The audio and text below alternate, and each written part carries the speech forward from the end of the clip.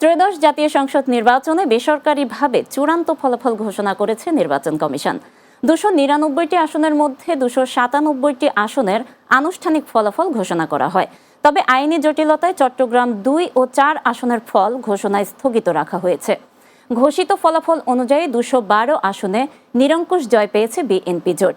এছাড়া জামায়াত জোট 77 আর স্বতন্ত্র সহ বাকি রাজনৈতিক দলগুলো থেকে জয় পেয়েছে 7টি আসনে।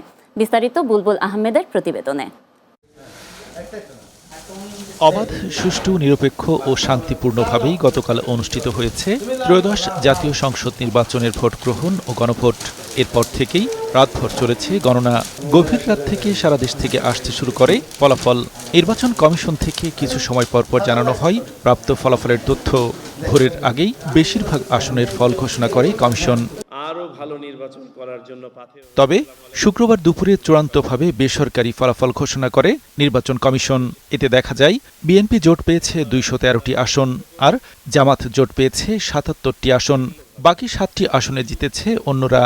বাংলাদেশ জাতীয়তাবাদী দল বিএনপি এককভাবে সবচেয়ে বেশি 209টি আসনে বিজয়ী হয়েছে। বাংলাদেশ জামাত ইসলামী 68টি, জাতীয় নাগরিক পার্টি 5টি, খেলাফত মজলিস 2টি, ইসলামী আন্দোলন 1টি, গণ অধিকার পরিষদ 1টি, জাতীয় পার্টি 1টি, গণসংহতি আন্দোলন 1টি ও 7টি আসনে স্বতন্ত্র প্রার্থী জয়লাভ করেছে। ফলাফল ব্যাখ্যায় কমিশন জানিয়েছে আইনি জটিলতা থাকায় চট্টগ্রাম 2 ও 4 আসনের ফল স্থগিত করা হয়েছে। এ বিষয়ে প্রয়োজনীয় কার্যক্রম শেষে কমিশন সিদ্ধান্ত জানাবে। জোট প্রধান হিসেবে বগুড়া 6 ও ঢাকা 17 আসন থেকে জয়লাভ করেছেন বিএনপি চেয়ারম্যান তারেক রহমান। এছাড়া ঢাকা 15 থেকে জামাতে ইসলামী আমির ডক্টর শফিকুর রহমান ও ঢাকা 11 আসন থেকে জাতীয় নাগরিক পার্টির আহ্বায়ক নাহিদ ইসলাম জয়লাভ করেছেন। এছাড়া এবারের নির্বাচনে বিপুল ভোটের ব্যবধানে গণভোটে হ্যাঁ জয়যুক্ত হয়েছে বলেও জানানো হয়েছে নির্বাচন কমিশন থেকে। বুলবুল আহমেদ, বাংলা টিভি, ঢাকা।